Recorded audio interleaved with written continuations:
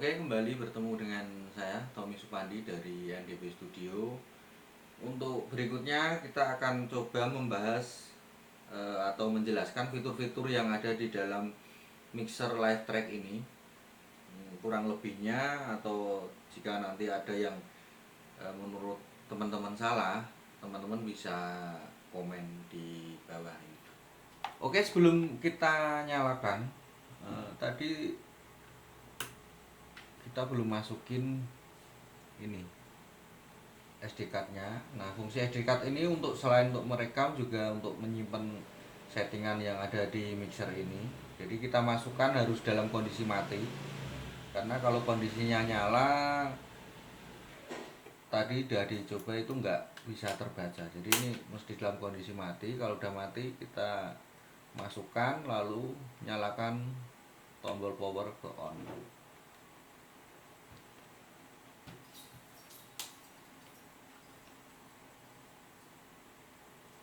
Nah, ini ada loading sebentar. Di sini menunjukkan L8 live track version 1.12.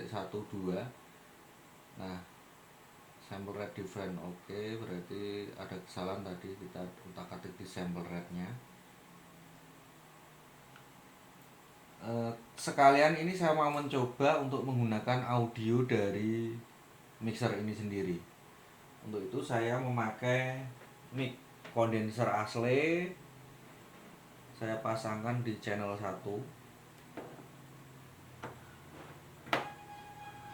Channel 1, lalu karena ini mic condenser berarti dia butuh tegangan 48 volt. Nah, di sini udah ada tegangan 48 volt. Kita naikkan ke sini. Kalau udah dinyalakan, nah di sini udah ada sinyal, udah ada gain masuk ke sini di sinyalnya. Biasanya kita kasih di fader di angka 0, baru kita naikkan gainnya sesuai dengan keperluan. Nah, setelah gain dinaikkan, berarti kita pilih menu rack. Jadi kita nyalakan tombol rack, yang artinya itu record. Nah, di sini kan ada record, berarti ini harus dipencet.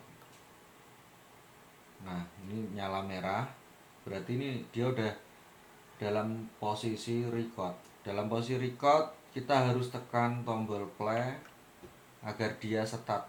Nah, di sini kelihatan dia udah start melakukan recording, melakukan rekaman dengan suara dari mic asli. Cuman kita nggak tahu suaranya seperti apa. Ini mesti pakai monitor, head monitor. Jadi saya pakai headset.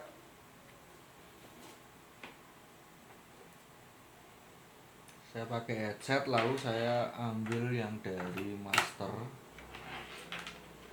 Dari master ini biarpun di sini sudah di minus 6 dB, cuman untuk yang di self volume-nya ini mesti dinaikkan dulu. Checking. Ini sepertinya gainnya kurang gede. Ini gain aku naikin sekitar ya jam 10. Jam 10 hasilnya segini. Hasilnya kalau yang di sini masih kurang optimal. Saya coba naikkan lagi. Ini lumayan, udah mendekati 0 dB. Jadi kita usahakan suara kita nggak sampai ngeklip, nggak sampai yang di merah itu. Kalau di oranye masih bisa ditoleransi, cuma jangan sampai naik ke yang merah. Oke, untuk sepertinya ini udah jalan recordingnya. Jadi kita bisa lanjut ke next penjelasan berikutnya.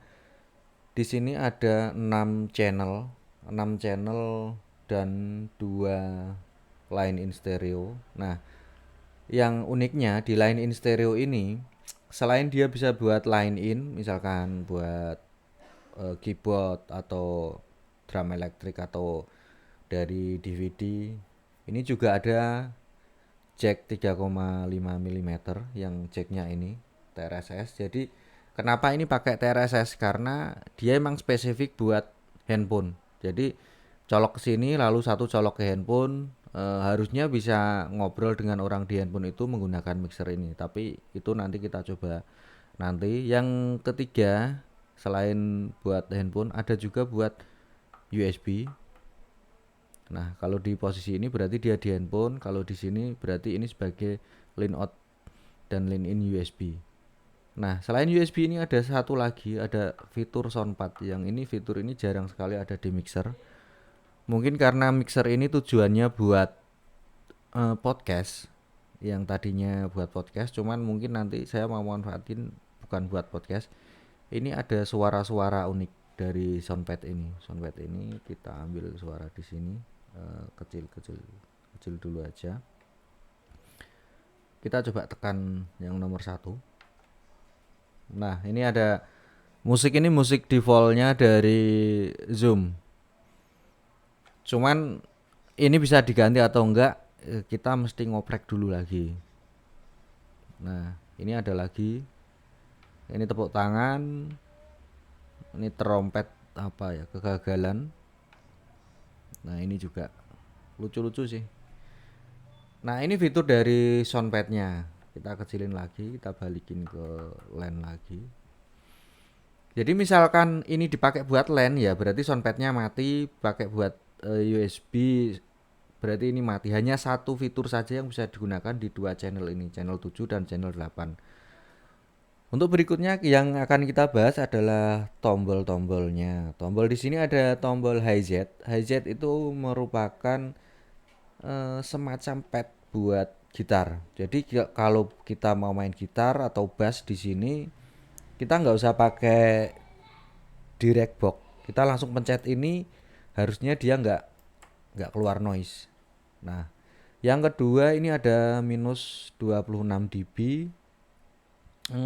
Semacam apa ya, buat memperhalus. Misalkan kita mau pakai mic yang SLR ini, berarti kita nggak usah pencet ini. Biasanya ini dipakai buat yang musik-musik line in. Jadi yang model output aktif itu biasanya ininya dimatikan. Cuman yang output pasif seperti mikrofon, seperti pick up gitar itu biasanya ininya dibiarkan hidup. Cuman bedanya dengan fitur yang hi-hat ini, fungsinya ngilangin noise atau hum noise. Biasanya yang ada gereng-gereng itu hilang kalau di hi-hat ini. Untuk berikutnya ada tombol 48 volt. Ini fungsinya buat mic condenser. Misalkan ini kita matikan, secara otomatis mic ini akan mati. Jadi dia mati. Cuman ini ada nyala kecil banget karena mungkin fitur dari. Nah, tadi ternyata ada nyala, itu ada fitur penyimpanan elko mungkin dari mikrofonnya ini. Jadi dia nggak langsung mati tep gitu, enggak. Untuk berikutnya ada tombol gain, udah tahu pasti fungsinya tombol gain buat ngatur sinyal yang masuk ke sini. Jadi jangan sampai sinyalnya itu ngeklip. Kuncinya itu sih biar rekamannya bagus. Di bawah gain ada lampu sinyal. Ini simbol ini. Kalau dia ada sinyal dia nyala. Nah, bawahnya lagi ada sel. Sel ini maksudnya selection buat nyelek mana sih LAN atau jalur yang aktif di mixer ini yang bisa kita setting pakai EQ setting di sini. Mungkin kita coba nanti. Untuk berikutnya ada rec play. Nah, fungsi rec play ini adalah untuk dia akan merekam suara atau tidak. Contoh berarti seperti ini tadi yang di line berapa ini? Line 7 sama 8 berarti kemungkinan nanti nggak masuk ke recordingnya karena saya lupa nggak mencet tombol yang rec di sini. Kalau pengen mencoba itu berarti kita mesti nyalakan yang rec ini. Lalu berikutnya ada tombol mute dan ini fader volume. Fader volumenya menurutku sih agak apa ya, kurang bagus mungkin ya. Jalannya gini agak goblok gini ini. Menurutku untuk sebuah mixer kurang bagus ini. Cuman karena ini harganya emang murah ya nggak ada masalah. Ini sih enak, cuma yang 1 2 ini kok rodok-rodok berat gitu. Oke, ini udah bagian sini. Ini tadi tombol soundpadnya. Mungkin di lain waktu kita coba nyalain ini. Untuk berikutnya ada fitur channel strip echo. Jadi echo di sini ada beberapa macam echo efek. Nah, ini ada efek, ada hall, hall 2, room, plate, delay, chorus, vokal 1, vokal 2. Kita coba sekalian. Untuk menyalakan efek ini atau menggunakan efek, kita arahin ini ke angka 0 fadernya, atau bisa di angka berapa aja sesuai keinginan. Nah, ini pengaturannya hanya satu di sini. Satu. Ini untuk send ke efeknya. Ini pakai hall dulu. Kita coba pakai hall. Suara yang saya dengar sama dengan yang direkam kemungkinan. Karena di sini nggak ada tombol rec, jadi mungkin otomatis dia masuk. Kita coba di maksimal. Oh, serem juga. Serem. Oke, kita kurangin. Ini ada di setengah, jadi arah jam 12. Kita lihatnya dari LED, dari LED yang ada di sini. Dan ini putarannya nggak, stripnya itu nggak langsung per satu klik satu strip, itu enggak, cuman dia ada beberapa kali putaran. Mungkin ini dari yang paling terang, aku putar 1 2 3 4 masih nyala, 5. Nah, 5 baru mati. Jadi dalam setiap satu strip ini kita membutuhkan 5 kali klik dari tombol ini. 1 2 3 4 5. Oke, mati. Nah, ini ada 3, masih kecil, masih kedengaran kecil. Kita ambil di jam 12 saja buat mastiin efek-efek yang lainnya. Jam 12. Oke. Ini panning ke kiri. Oke. Suara di kiri semua. Cuman suara efek masih di kanan, masih keluar suara efek ternyata. Karena memang efek ini outnya stereo. Jadi nggak hanya di kiri atau di kanan. Nah, ini sudah, ini di kanan. Nah, di kanan di telinga saya, yang di kiri masih ada efeknya. Kita balikin lagi aja ke jam 12.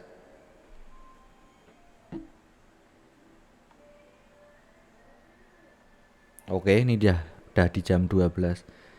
Lalu berikutnya ini ada tombol equalizer. Oh, bentar. Ini yang hall. Ini kita coba hall 2. Hall 2 lebih ada apa ya, kayak mantul-mantul gitu. Ini room pendek banget dia. Pendek. Flat. Ini delay. Kacang. Nah, ini ada chorus. Chorus biasanya sih untuk gitar. Aku lihat masih ngeklip, aku kurangin. Untuk gitar, jadi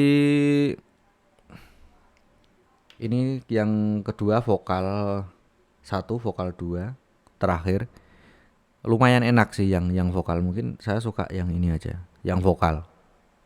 Ini vokal 2. Vokal 2 aku lihat ini ya campuran antara reverb sama delay mungkin. Nah, selain pengaturan send ini, di sini ada 2 setting, yang satu theme decay. Jadi berlaku untuk semua ya. Misalkan ini di hall, ini ada tone dan decay. Coba kita geser. Nah, ini langsung merubah tone-nya. Tone-nya langsung berubah kalau kita klik seperti apa. Oke, kalau diklik baru pindah ke sebelahnya. Nah, kemungkinan ini berlaku untuk semua efek. Jadi maksudnya pengaturan ini ada di efek-efek lainnya. Cuman kalau yang di delay kan ada temp dan apa tadi, feedback. Kalau yang di delay mungkin nanti bisa dioprek lagi lebih jauh. Nah, di sebelah tombol reverb ini kita matikan aja karena orang podcast itu biasanya nggak pakai efek. Di sebelahnya ada tombol channel apa ini, equalizer. Cuman sayangnya dia cuman 3. Yang di seri atasnya ada yang 4 4 4 potensio. Jadi lebih enak ada mid frag-nya. Kalau ini nggak ada, kita anggap aja kayak mixer manual aja, karena di sini kita nyari fitur recordingnya, bukan fitur equalizernya. Untuk yang di atas sendiri biasa high-nya, kalau aku tambahin jadi seperti ini. Tambah crispy, tambah renyah. Checking satu, cek, enak sih suaranya, enak di sini di telinga enak. Oke, ini bawahnya ada middle ya. Suaranya jadi kayak trembolong, dan tentunya itu berpengaruh di gainnya di sini, di klip. Akhirnya dia ngeklip. Saya nggak menyadari, mungkin nanti di editing saya rubah dikit. Dan terakhir ada bassnya segini, lumayan jeduk ya. Kita mesti pinter-pinter ngatur. Kebetulan untuk saat ini saya menggunakan mic asli, jadi mungkin kualitas suaranya kurang bagus, saya kurang tahu, atau mesti pakai mic mahal biar lebih bagus lagi. Nanti mungkin kita coba berikutnya. Untuk next ada tombol di sini. Ini ada 4 tombol utama, tombol mixer. Di tombol mixer ini ada master, mix A, mix B, mix C, mix copy, paste, sama audio interface, dan yang terakhir soundpad. Nah, mungkin di sini soundpad ini yang buat ngatur suaranya itu tadi, tapi itu nanti aja. Master di sini kita mau milih yang mana ini. Kalau master, jadi master utama di sini adalah pengaturan untuk master out ini. Nah, lalu ada mix A. Mix A ini adalah pengaturan untuk di keluaran yang ini. Jadi ada monitor out 3. Ini fungsinya buat aux lah kalau di mixer gede. Cuman kalau di sini nanti buat yang main gitar, main bass, atau buat vokalis, atau buat keyboard. Nah, di sini tentunya ini nggak terekam di sini atau nggak akan keluar di sini sebelum kita menaikkan. Nah, kita tahu posisi terakhir fader ini di mana, di sini. Jadi ada warna lampu kuning ini, berarti channel 1 ini belum keluar ke channel ini. Mungkin itu pembahasannya agak rumit, kita skip aja. Intinya seperti itu. Jadi mesti setting satu-satu. Nah, ini kita udah balik ke yang master aja. Berikutnya ada tombol tadi efek, lalu skin. Nah, tombol skin ini fungsinya untuk menyimpan pengaturan dari semua konfigurasi yang sudah dilakukan di mixer ini. Yang terakhir tombol recorder. Tombol recorder kalau kita sering pakai DAW yang buat perekam di laptop itu mungkin kurang lebih sama lah, fungsinya sama seperti itu dan fiturnya juga sama.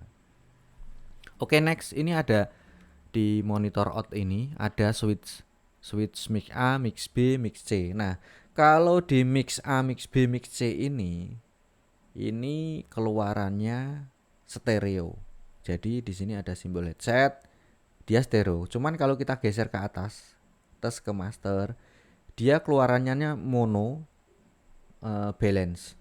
Jadi bedanya di situ. Kalau kita di mix A berarti dia stereo, kalau ini switchnya dipindah ke atas ini berarti dia keluarnya satu line, cuman dia sinyalnya balance yang 3 kabel itu.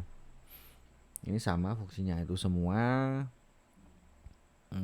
Sementara untuk pembahasan singkatnya seperti ini, mungkin kita akan bikin lagi video untuk rekam, untuk apa di video berikutnya. Oke, demikian tadi review singkat entah panjang, kita nggak tahu. Kalau di sini durasinya 17 menit, cuman mungkin nanti bisa lebih lama lagi atau gimana, tergantung processing editingnya. Begitu untuk pembahasan berikutnya, silahkan ditunggu, atau kalau teman-teman mau nanya fitur-fiturnya atau apa ya nanti bisa komen di bawah. Oke, terima kasih.